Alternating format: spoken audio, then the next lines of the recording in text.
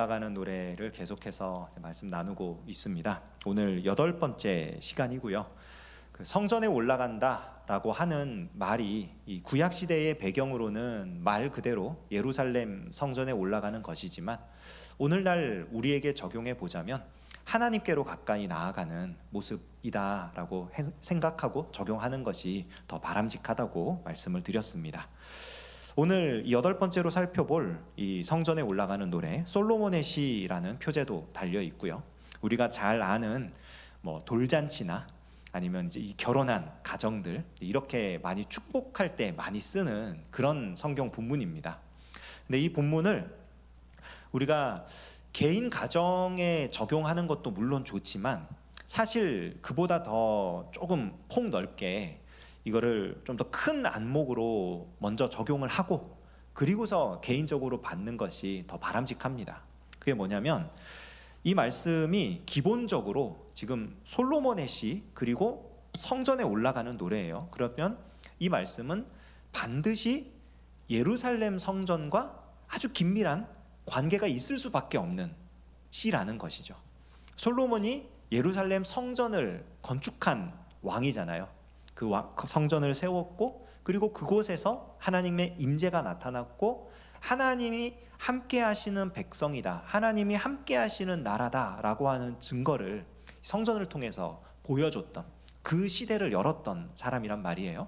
그래서 이 솔로몬이 지은 성전에 올라가는 노래, 이것은 어떤 한 가정, 개인적인 가정에 대한 얘기가 아니라 사실은 하나님께서 세우시는, 여호와 하나님께서 세우시는 이스라엘의 성전에 대한 이야기라고 우리가 보는 것이 훨씬 더 바람직합니다. 자, 이 말씀을 이제 본격적으로 시작하면서 솔로몬의 특징이 있죠. 솔로몬이 잠언, 전도서 이런 거 쓰면서 이 세상을 살아가는 삶의 지혜를 깨우친 사람인데 특히 전도서 같은 경우에는 솔로몬이 반복적으로 많이 썼던 말이 뭐냐면 헛되고 헛되며 헛되고 헛되도다, 이런 표현을 계속 썼어요. 오늘 이 시편 127편에도 보면요 1절과 2절 이 두 절에 걸쳐서 헛되다는 표현이 3번이나 나옵니다. 그러니까 동일한 표현이 반복되면요, 이 구약 성경에서 동일한 표현을 반복해서 쓰면은 그 내용을 굉장히 강조하는 거예요. 근데 그게 한 번 더 반복돼서 3번 반복했다? 그러면 진짜 강조하는 거예요. 그러니까 헛되고 헛된데 진짜 헛된 거예요. 솔로몬의 말이 뭐가 헛되냐? 집을 세우는 게 헛되고요, 성을 지키는 게 헛되고요, 열심히 수고롭게 일하는 게 헛되다고 말합니다. 신기하죠? 집을 세우는 것 필요한 일입니다. 한 사람이 가정을 이루고 눈에 보이는 건물로서의 집을 세우든 아니면은 가족 구성원들, 가정의 그런 개념으로서 가정을 세워나가든 필요한 일입니다. 성을 지키는 것, 살고 있는 터전이죠. 그 터전을 외적의 침입에 대비하고 그리고 거기서 안전하게 살기 위해서 노력하는 것 필요합니다. 열심히 수고롭게 일하는 것 당연히 필요하죠. 먹고 살기 위해서 노동이라는 것은 없으면 안 되는 일이고 반드시 우리가 땀을 흘려서 벌어서 먹고 살아야 됩니다. 그런데 솔로몬은 왜 정말 필요한, 하지 않으면 안 되는 이 일들을 전부 다 헛되다고 하는가? 이 일 자체가 헛된 게 아니에요. 이 일들을 지금 거부하는 게 아닙니다. 나는 집을 세우기 싫어, 나는 성을 지키기 싫어, 나는 일하기 싫어, 이 얘기가 아니라 열심히 집을 세워요, 최선을 다해서 성을 지킵니다, 그리고 땀을 흘려 노동을 합니다. 그런데 만약 이 모든 수고와 노력과 내 인생의 성공, 어떤 목적을 이루기 위해서 최선을 다하는 그 삶의 모든 과정에서 하나님이 없다면 그것은 헛되다는 거예요. 그러니까 헛되다는 것은 열매가 없다는 겁니다. 하나님과 아무 관계가 없다는 거예요. 하나님과 관계가 없으니까 하나님께서 최종적으로 마지막에 심판하시는 날, 하나님께서 판단하시고 하나님께서 임재하시는 그날에 내세울 게 없는 거예요. 그러니 헛된 겁니다. 그런 열매가 없으니까. 분명히 집을 세웠고 성을 지켰고 열심히 일을 했는데, 그래서 가족들도 생겼고 그리고 어떤 터전도 생겼고 그리고 열심히 벌어서 잘 먹고 살았단 말이에요. 그런데 하나님 앞에 섰을 때 아무것도 내세울 게 없는 거예요. 하나님과 관계 있는 게 하나도 없는 거예요. 그러니 헛될 수밖에 없죠. 솔로몬은 지금 집을 세우거나 성을 지키거나 열심히 일하는 것 이 자체를 거부하는 게 아니라 하나님 없이 열심히 살아가는 거에 대해서 경고를 하는 거예요. 하나님 없이 내가 아무리 집을 세우고 성을 지키고 일을 한다 할지라도 그것이 결코 좋은 열매를, 아니 아예 열매를 맺지 못한다. 하나님께서 집을 세우신다, 여호와께서. 그러면 이제 결론은 여호와께서 집을 세워 주셔야 되고 여호와께서 성을 지켜 주셔야 되고 여호와께서 우리 일에 보상을 주셔야 되는 거잖아요. 하나님께서 집을 세우신다, 이게 무슨 뜻이냐? 하나님께서 설계를 하시고 하나님께서 그 설계에 따라서 지시를 하시고 그리고 그 지시에 따라 설계도대로 집을 지어가는, 마치 솔로몬이 아버지의 유언을 따라 하나님이 보여주신 양식대로 성전을 건축해 올렸던 것처럼 지금 그 얘기를 하는 겁니다. 하나님께서 가르쳐 주시고 말씀하신 대로 하지 않으면 솔로몬이 아무리 크고 화려한 성전 건물을 지었다 할지라도 그것은 성전일 수가 없다는 거예요. 하나님의 임재가 있을 수가 없으니까. 하나님의 계획은 솔로몬이 생각하는 것보다 훨씬 크고 깊고 위대합니다. 솔로몬 입장에서 생각을 해보십시오. 성전 건축에 대한 설계도가 누구한테서 나왔어요? 솔로몬 입장에서 아버지 다윗이 물려줬잖아요. 유언을 하면서 너는 성전을 지어야 한다, 내가 이만큼 준비해놨다, 너희 주변에 하나님의 사람들 말을 잘 듣고 성전을 지어라 했단 말이에요. 그러니까 솔로몬 입장에서는 하나님께서 우리 아버지에게, 아버지 다윗 왕에게 말씀하셔가지고 이 모든 것들을 준비하게 하셨구나. 맞습니다. 다윗의 모습을 살펴보면은 그 성전터 아라우나 혹은 오르난이라고 불리는 그 여부스 사람의 타작마당에 그 터를 사가지고 거기서 번제를 드리고 그곳을 성전터로 삼았지요. 근데 다윗이 그렇게까지 갈 때까지 모든 우여곡절들, 그리고 다윗 시대보다 1000년 전에 아브라함은 이삭을 그 모리아 산에서, 여부스 옆에 있는 그 모리아 산에서 바쳤단 말이에요. 그러니까 솔로몬이나 다윗의 입장에서는 지금 이 시대에 하나님께서 정말 크고 놀라운 계획을 세우셨구나, 참 대단한 하나님이시다, 이렇게 생각할 수 있는데 성경 전체를 보게 되면은 사실 그들의 생각을 훨씬 넘어서요. 이미 1000년의 시간 전에 하나님께서 이미 계획하시고 작정하시고 그곳에서 일어날 일들을 진행을 하고 계시는 거예요. 그리고 그로부터 또 1000년 후에는 예수님께서 골고다 언덕에 십자가에 못 박히시죠. 그러니까 하나님의 역사가 우리가 생각하는 것보다 훨씬 크고 위대합니다. 여호와께서 집을 세우신다라고 했을 때 이거는요, 하나님의 그 계획과 섭리를 따른다는 뜻이에요. 하나님이 그렇게 세우시는 겁니다. 우리가 그 하나님의 뜻을 어떻게 압니까? 때로는 기도를 통해서, 때로는 말씀을 읽으면서, 때로는 함께 신앙생활을 하는 우리 동료들, 선배든 후배든 함께 말씀을 나누고 같이 소그룹을 할 수 있고, 이런 분들의 도움을 받아서 하나님의 뜻을 분별하겠죠. 그리고 그 분별된 하나님의 말씀대로 살아가며 하나님께서 세우시는 집을 우리가 쌓아가는 거예요. 하나하나 하나님의 설계도에 따라 하나씩 집을 쌓아가는 겁니다. 그게 여호와께서 집을 세우시는 거예요. 여호와께서 지켜주시는 거는 뭐냐? 하나님이 떠나지 않는다는 겁니다. 하나님이 편들어 주신다는 거예요. 이게 진짜 큰 은혜입니다. 사실 우리가요, 어떤 신학자가 그런 말을 해요. 하나님은 공평한 분이 아니다. 우린 찬양하잖아요. 공평하신 하나님이, 찬양하는데 하나님은 공평하지 않다. 왜 그러느냐? 하나님은 사랑하는 사람 너무 사랑하신다는 거예요. 편 들어주시는 자는 정말 편애할 정도로 너무 편을 들어주셔가지고 그 사람 편에 서 계시니까 하나님과 함께하지 않는 사람이 봤을 때는 시기, 질투, 미움, 다툼이 있을 수밖에 없는 거예요. 왜 저 사람만 저렇게 잘 되지? 왜 저 사람만 저렇게 행복한 거지? 하나님이 지켜주시는데 당연한 거죠. 이게 되게 재밌는 게, 하나님께서 그렇게 지켜주시면 그러면 우리는 아무것도 안 해도 그냥 하나님이 지켜주시니까 그 사랑 받으면서 아무것도 모르고 잘하면 되느냐? 또 그건 아니에요. 성을 지키기 위해서 파수꾼을 두는데 하나님이 지켜주시니까 파수꾼 안 둬도 돼. 그거는 정말 잘못된 겁니다. 파수꾼은 둬야 돼요. 그러나 파수꾼이 성을 지키는 게 아니라 하나님께서 성을 지켜주시는 것이고, 파수꾼은 하나님의 그 일에 동참하고 있는 것뿐입니다. 이게 정말 미묘한 차이가 있는데, 우리는 우리의 일을 감당해요. 근데 하나님께서 놀라운 역사를 이루시는 거예요. 그리고 다음에 살펴볼 여호와께서 잠을 주신다. 여호와께서 그 사랑하시는 자에게 잠을 주신다. 우리가 수고 열심히 노력해도 하나님 없으면 헛된 건데, 그러니까 하나님께서 사랑하시는 자에게 잠을 주신다. 이게 평강을 주신다는 뜻이거든요. 평안하게 하신다.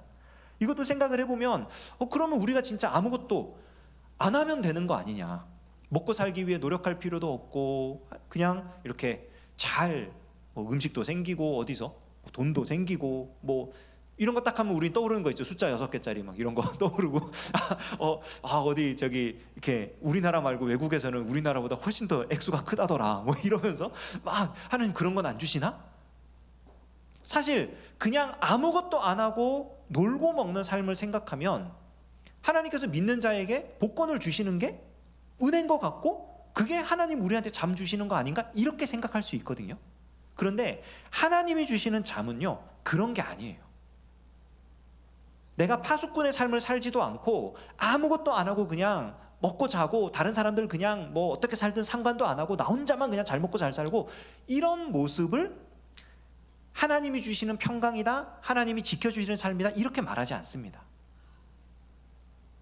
우리가 우리의 삶을 살아가는데 그 안에서 하나님의 뜻을 발견하고 하나님과 함께하는 은혜를 누리는 걸, 하나님이 주시는 평강을 누리고 하나님이 지켜주시는 삶이라고 말을 하는 거예요. 라이놀드 니버라는 사람이 있습니다. 이 사람이 아주 유명한 평온을 비는 기도, 평화를 위한 기도, 평안을 위한 기도 이런 식으로도 해석이 가능한데, 평온을 비는 기도라는 기도문이 있어요. 우리 집 냉장고에도 붙어 있습니다. 그 기도 천천히 제가 읽어드릴게요. 하나님, 바꿀 수 없는 것을 받아들이는 평온과 바꿀 수 있는 것을 바꾸는 용기를, 그리고 그 둘의 차이를 분별하는 지혜를 주옵소서. 한 번에 하루를 살게 하시고 한 번에 한순간을 누리게 하시며, 어려운 일들을 평화에 이르는 좁은 길로 받아들이며, 죄로 가득한 세상을 내가 갖고 싶은 대로가 아니라 하나님께서 하시듯 있는 그대로 받아들이게 하시고, 내가 하나님의 뜻에 무릎 꿇는다면 하나님께서 모든 일들을 올바르게 하실 것을 믿음으로써 이 세상에 살 동안에는 합당한 행복을 누리게 하시고, 영원한 곳에서는 주님과 함께 다함이 없는 행복을 누리게 하소서. 하나님이 주시는 평강을 바라는 기도의 내용이에요. 열심히 살겠다는 겁니다. 성실하게 살아가겠다는 거예요. 그런데 성실하게 살면서 만약 내가 끝까지 지켜야 할 것이 있다면 하나님 이거 지킬 수 있는 힘 주십시오. 절대 바꾸어서는 안 되는 그런 마음을 주십시오. 받아들일 수 있게 하십시오. 근데 만약 어떤 거를 바꿔야 돼, 지키지 않아도 돼, 그럴 때는 바꿀 수 있는 용기도 주십시오. 하루하루를 사는데 살아갈 때 맨날 행복하고 맨날 기분 좋고 맨날 좋은 일만 생기는 그런 삶이 아니라 하나님이 한 번에 주시는 그 기쁨을 기뻐할 수 있게 하시고, 하나님이 한 번에 누리게 하시는 그 평안을 누릴 수 있게 하시고, 하나님이 한 번에 깨닫게 하시는 그 감사함으로 고백하게 하시고, 이 세상을 사는데 내 맘대로 안 돼서 내 뜻대로 안 돼서 불편하고 힘든 마음이 있더라도 하나님께서도 끝없이 참고 계신다는 것을 기억하고 이 세상을 관용할 수 있게, 포용할 수 있게, 그리고 여기서 누릴 수 있는 평안과 행복을 누리고 영원한 하나님 나라에서 누릴 영원한 행복과 기쁨을 사모하게 해달라고. 이게 믿음으로 사는 삶이잖아요. 그러니까 하나님과 함께하는 삶을 위한 기도예요, 사실은. 솔로몬의 이 아주 짧은 집을 세우는 것도 헛되고 수고로 일하는 것도 헛되고 성을 지키는 것도 헛되고, 이 말이 그냥 단순히 세상 살아봤자 아무 의미 없어 이러면서 냉소적으로 비판적으로 세상을 보는 그런 내용이 아니고요, 하나님께서 함께 하시는 삶이 얼마나 복되고 행복할 수 있는지, 평화로울 수 있는지 묵상해보고 고백하도록 이 시가 기록되어 있는 것입니다.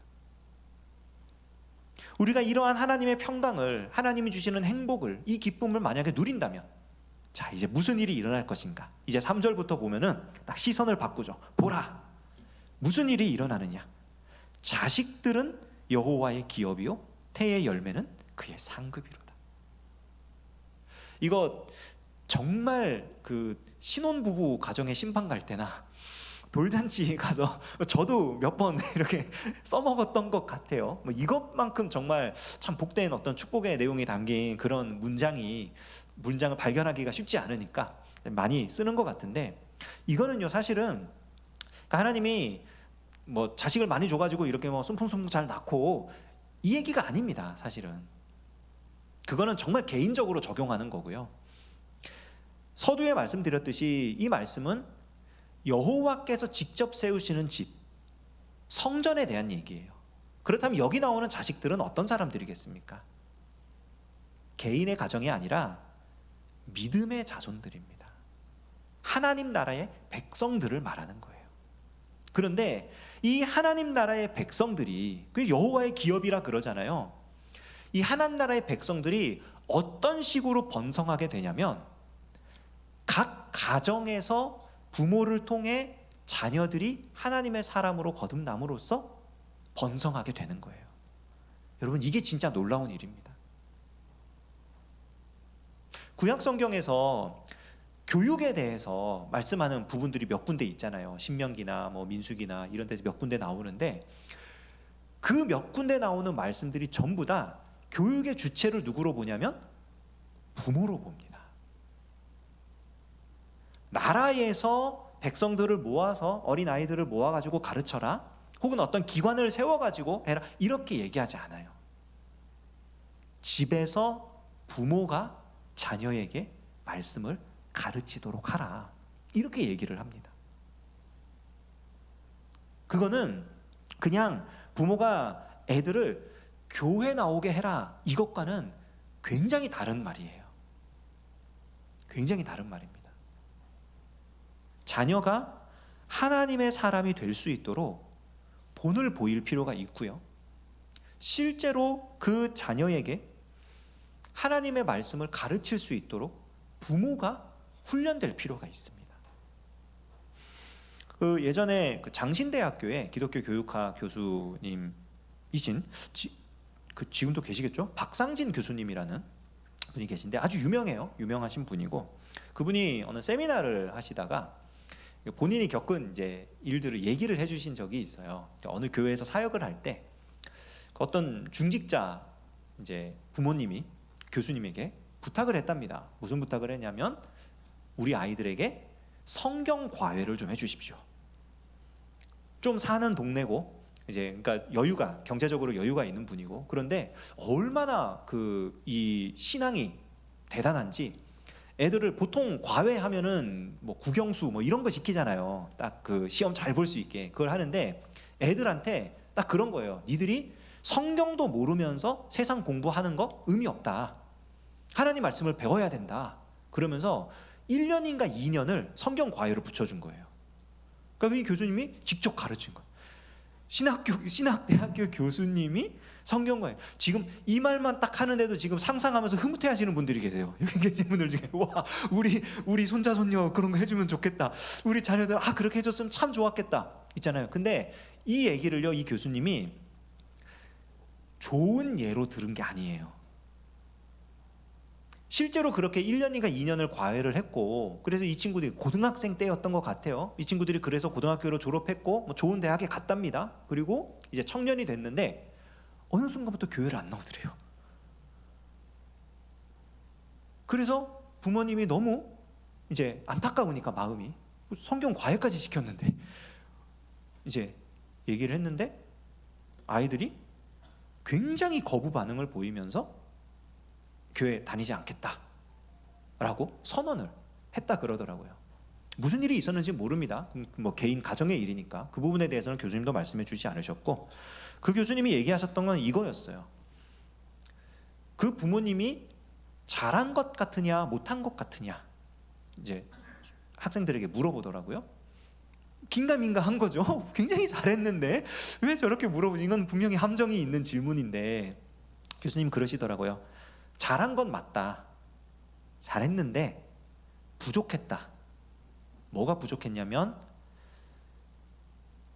부모가 아닌 다른 전문가에게 성경 신앙 교육을 맡김으로써 부모는 마치 그 신앙과 상관없는 사람인 것처럼 여기게 만들었다. 그러니까 자녀들이 부모가 그렇게 했지만, 자기들이 성경을 배웠고 했지만 부모의 그 모습에 대해서는 거부를 해버리는 거예요. 우리 부모님은 성경도 모르고 신앙도 바르지 않은 것 같아. 그러니까 딴 사람한테 성경 공부를 맡겼지. 자기들이 그렇게 판단을 했다는 거예요. 뭐 얼마나 맞는 건지는 모르겠지만 그분의 지적이 그랬어요. 그러면서 굉장히 안타까워하셨던.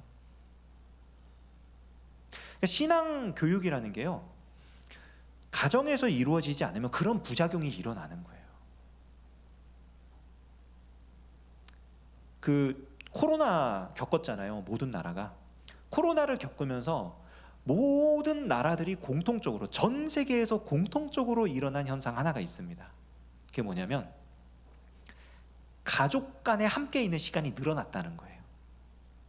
사이가 좋건 나쁘건 함께 있어서 더 괴로워진 가정도 있습니다. 분명히 함께 있어서 더 좋아진 가정도 있어요. 근데 가족들이 함께 있는 시간이 늘어나면서 어떤 일이 일어났냐면, 나한테 그 아이들을 대상으로 조사를 한 겁니다. 어느 교회에서, 우리나라에 있는 어느 교회에서, 좀 큰 교회에서 주일학교 학생들을 대상으로 조사를 했어요. 뭐라 그랬냐면은 내 신앙에 가장 큰 영향을 끼친 사람은 누구인가? 코로나 전에 조사를 했을 때 50%인가 60%가 부모였고요. 그 교회 교사가 한 20%인가 그랬고, 그 목회자의 퍼센트는 5% 안 됐던 것 같습니다. 코로나 전이에요. 코로나 후에 다시 조사를 했는데 92%인가가 부모라고 답을 했어요. 아이들이. 어마어마한 거죠. 내 신앙에 영향을 끼치는 사람이 누구냐? 나의 부모님이다라고 아이들이 고백을 하는 겁니다. 자식들은 여호와의 기업이다. 태의 열매는 그의 상급이다.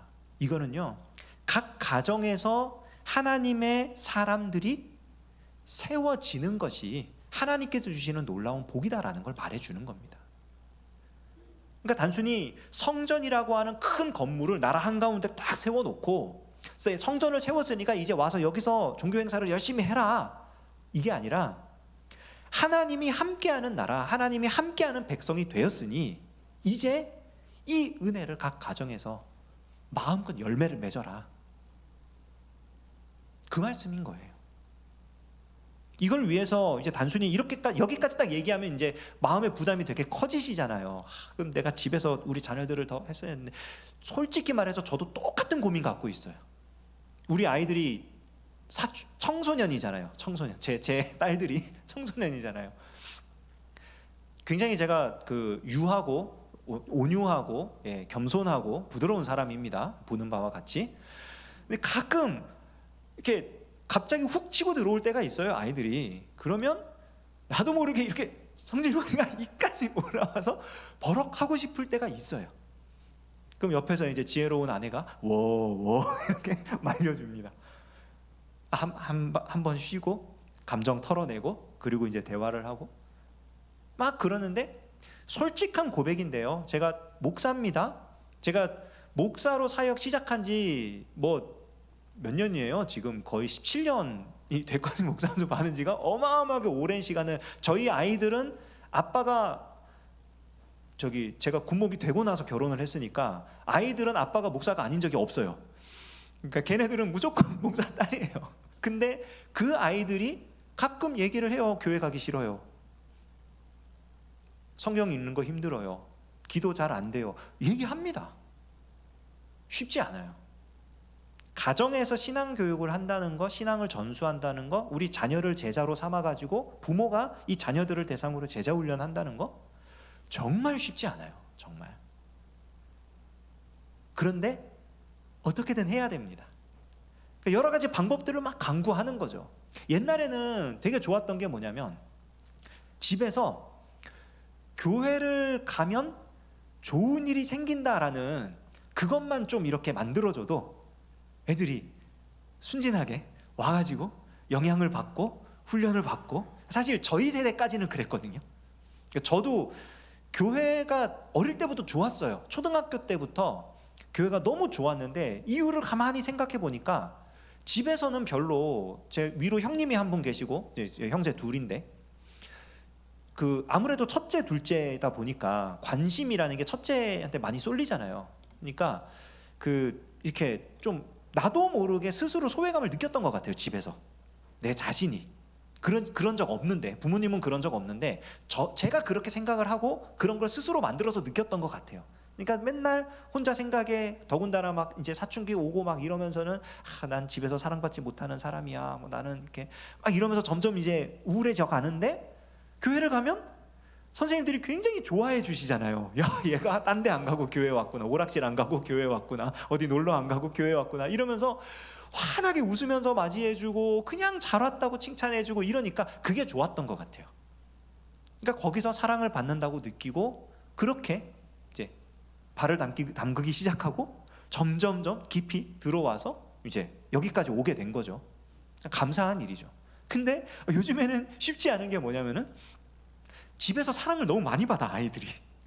소외감이나 뭐 열등감이나 이런 걸 느낄 그것도 없어요. 자녀들 수가 일단 적으니까, 한 명 아니면은 뭐 많아봤자 두 명, 뭐 정말 많으면 세 명 뭐 이러니까 애들이 집에서 사랑을 너무 듬뿍 받고 아쉬울 게 없다 보니까 교회를 딱 가면은 선생님 나 별로 안 좋아하는 것 같아. 교회가 날 별로 안 반가워하는 것 같아. 반대가 된 것 같아요, 현상이. 그래서 조금 그런 부분에서 연구를 좀 할 필요가 있지 않을까. 그리고 또 부모가 자녀를 양육함에 있어서, 자녀에게 직접 성경을 가르침에 있어서 옛날에는 사실은 정말 그냥 아까 말한 것처럼 교회 다니면 좋다, 행복하다 이것만 보여줘도 충분히 교육이 됐어요. 그 자체가. 아까 말씀드렸던 박상진 교수님 같은 경우는 본인이 교회를 정말 기쁘고 즐겁게 다니게 됐던 이유가 뭐냐면은 밥 때문이었대요. 주일 아침에는 어머니가 쌀밥에 소고기 묵국을 끓여주셨대요. 쌀밥에 소고기 묵국 얼마나 대단합니까? 이거 생일 때도 잘 못 먹는 건데 주일에는 무조건 쌀밥에 소고기국. 그러면 그게 먹고 싶어서 주일 아침에는 새벽부터 일어나는 거예요. 일어나가지고 앉아가지고 이걸 딱 먹으면 이제 교회 다녀오라고, 행복하게 다녀오는 거죠. 든든하게 먹었다 이러면서. 그러니까 그 시대는 그게 됐어. 근데 요즘에는 쌀밥에 소고기국 주면 안 먹잖아요, 애들이. 고기가 질겨요. 뭐 이렇게 쌀밥은 당이 오른대요. 뭐 이러면서 아이들이 그런 거잖아. 이게 시대가 많이 변했어요. 그러니까 좀 더 좋은 것들을, 그러니까 뭐 이게 질적으로 뭐 금액적으로 좋은 이런 게 아니라 뭔가 더 이렇게 감정적으로 더 깊이 다가갈 수 있고 느껴질 수 있는 그런 것들로 접근을 해야겠죠. 그리고 교육의 내용에 있어서도 교회와 가정이 긴밀하게 연결이 될 필요가 있어요. 그러니까 우리 애 그냥 부서 보내놨으니까 나는 딱 신경 끊고, 애들이 신앙이 안 자라면 주일학교의 문제야, 교사가 잘못했어. 그러기 전에 먼저 서로 연락을 하고, 부모와 교사 간에 연락을 하고 대화를 하고 어떻게 이 아이를 하나님의 사람으로 세울 수 있을지, 교회에서 하고 있는 공과 공부나 이런 교재들 한번 집에 가져와서 같이 활동도 해보고. 요즘에 그런 교재들이 되게 많이 나옵니다. 그러니까 똑같은 본문과 똑같은 주제를 가지고 연령대별로 나누어 가지고 이거를 이제 공부하고 활동할 수 있는 그런 식으로 준비된 교재들이 은근히 나와 있어요. 그런 것들을 사용해서 적용할 수도 있겠죠. 중요한 건 뭐냐면 이렇게 가정에서부터 하나님의 사람들이 세워져 나갈 때 이게 진짜 하나님의 백성이 성장해 가는 거라는 거예요. 그리고 이게 결정적으로 언제 드러나냐면요, 5절에 보면은 그들이 성문에서 그들의 원수와 담판할 때 수치를 당하지 아니하리로다. 성문에서 원수와 담판을 지을 때, 이게 언제냐면은 그 성문에서 담판 짓는 거는 뭐냐면 재판하는 거잖아요. 옳고 그름 가리는 거고 그런 건데, 원수와 담판할 때예요. 그러니까 이 원수는 배제를 해야 됩니다. 이겨야 돼요. 그냥 물리쳐야 되는 대상입니다. 그런데 만약에 생각을 해보십시오. 내 원수가 있는데 우리 집에서 자란 우리의 자녀들이 함께 단판을 지으러 성문에 갔어요. 이제 공개적으로 딱 결판을 내려야 되는 거예요. 공식적으로 모든 백성 앞에서 누구 편이냐 이게 딱 드러나야 되는 거예요. 근데 자녀들이 갑자기 성문에서 딱 서가지고 전부 다 원수의 편으로 돌아서, 엄청나게 이거는 수치스럽고 치욕스러운 일이죠. 그렇게 되면 안 된다는 거예요. 원수 앞에 섰을 때 진짜 하나님의 사람이냐 아니냐가 드러나는 겁니다. 결정적일 때 나타나는 거예요. 결정적일 때. 그것을 위해서 집에서 조금씩 조금씩 이 부모와 자녀 사이에 신앙의 전수가 이루어져야 되는 거죠. 쉽지 않습니다. 결코 쉽지 않습니다. 제가 최근에 어떤 세미나를 다녀왔는데 그 세미나의 이제 핵심이 이 얘기였어요. 부모가 자녀를 제자로 삼아서 이제 말씀을 가르치는 그런 일들이 일어날 수 있도록, 그걸 돕는 이제 교재도 있고 뭐 프로그램, 커리큘럼 이런 것들이 다 있는 그런 이제 세미나를 다녀왔는데, 진행하시는 분들이 공통적으로 고백하는 게 다 뭐였냐면은 너무 힘들다, 어렵다, 회개 많이 했다. 다 목사님들이에요. 이 프로그램, 이 커리큘럼을 가지고 시작을 하려고 그러는데 턱 걸리더래요. 우리 집에서는 안 이루고 있었는데, 우리 집에서도 이루어지지 않고 있는데.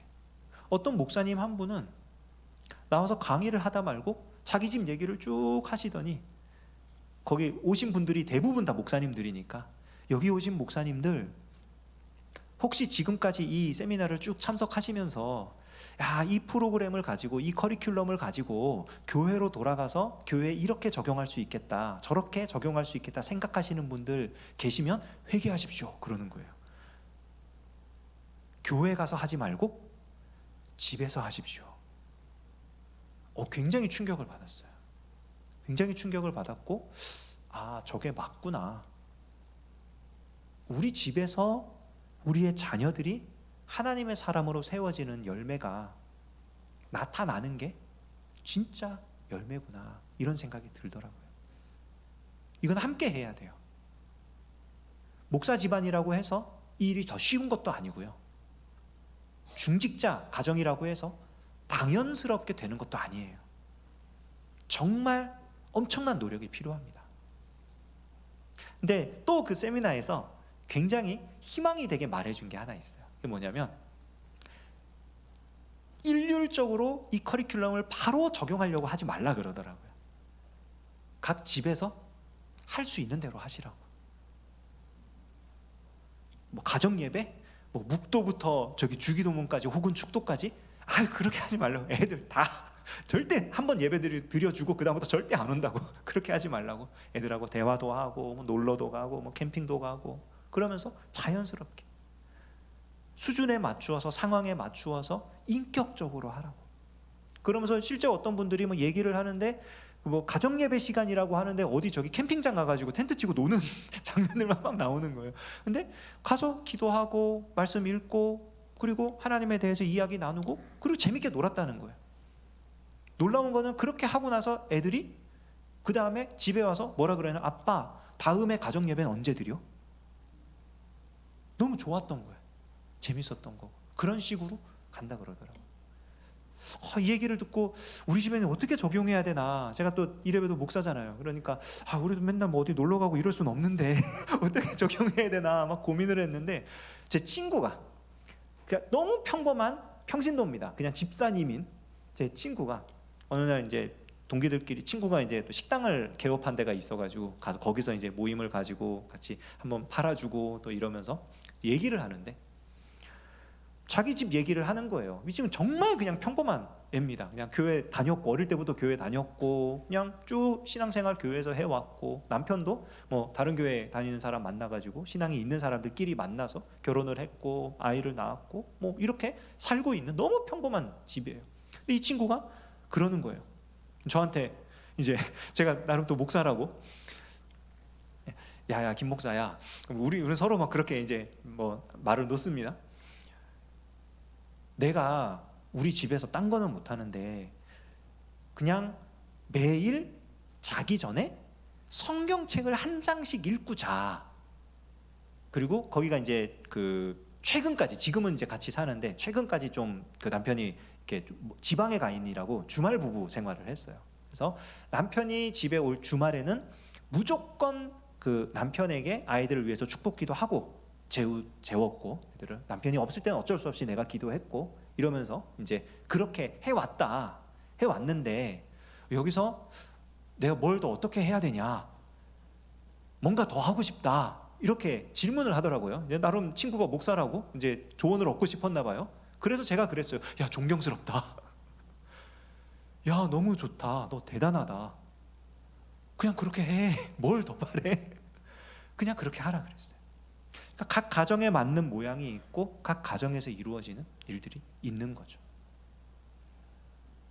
오늘 오후 예배 오신 분들은 대부분이 이제 근데 내 자녀는 벌써 내 손을 떠났어요. 이제 손자 손녀 볼 때예요 하시겠지만, 손자 손녀를 볼 때가 더 중요합니다. 요즘에는요, 부모님의 도움 없이 자녀를 양육하는 가정이 거의 없어요. 젊은 세대들 중에. 손자 손녀에게 영향을 끼친다? 그 손자 손녀들은요, 희한하게 할아버지 할머니를 되게 좋아합니다. 저희 아버지 좀 무서운 편이시거든요. 경상도 분이시고 무뚝뚝하시고 정말 집에 와서 말 몇 마디 안 하시는. 저희 아이들이 할아버지를 안 무서워해요. 너무 친하게 잘 지내요. 이상하더라고요. 근데 할아버지가 뭐 하자 그러면 애들이 해줘요. 해주는 겁니다. 기쁘게 막 따라 그게 아니고 해주는 거예요. 근데 할아버지가 자기들을 사랑한다는 걸 아니까 그냥 해줘요. 저희 장모님, 제가 오랫동안 같이 살았었죠. 저희 장모님도 성격이 만만한 분이 아니세요. 굉장히 무서운 분이시고 막 그런 분이거든요. 아이들이 얼마나 스스럼 없이 외할머니하고 지내는지 몰라요. 뭐 가끔 전화해가지고 뭐 미주알 코주알 뭐 얘기하기도 하고, 뭐 이렇게 딱 그 처가댁에 모임이 있어가지고 처가 모임을 딱 가면은 뭐 할머니 누워 자는 침대에 올라가 있는 거는 그냥 다반사예요. 그냥 가가지고 뛰어놀고, 또 할머니가 뭐 해 그러면 투덜투덜 대면서 또 해줘요. 신기하더라고요. 그러니까 조부모와 손자 손녀 이 사이의 관계가 부모와 자녀 사이의 관계보다 뭔가 말 못할 신비한 힘이 있는 것 같아요. 서로 간의 대화도 더 잘 되는 것 같고, 서로 간의 교제도 더 잘 되는 것 같고, 활용해야죠. 오늘 시편 127편은요, 이스라엘에 세워진 성전에 대한 얘기입니다. 그러나 하나님께서 이렇게 이스라엘의 성전을 세우시고 이 하나님의 나라, 하나님의 백성들을 세워가는 이 일이 우리 집에서 일어난다고 한번 생각해 보십시오. 그냥 표면적인 문자적인 내용으로 우리 집에 뭐 자녀 많이 태어나고 이런 복이 아니라, 하나님께서 함께 하신, 하나님께서 세워주시고 하나님께서 지켜주시고 하나님께서 평강을 주시는 그런 가정에서 부모 혹은 조부모를 통해서 우리의 자녀들이, 손자 손녀들이 하나님의 사람으로 자라나는 일들이 일어나는 거예요. 그들이 하나님의 백성이 되는 거예요. 얼마나 행복합니까? 여러분, 이게요, 하나님께로 가까이 가는 겁니다. 우리도 우리의 자녀들도 하나님께로 더 가까이 나아가며 세대를 이어서 우리 하나님을 예배하고 하나님 함께하는 우리 가정 다 될 수 있기를 주님의 이름으로 축원합니다.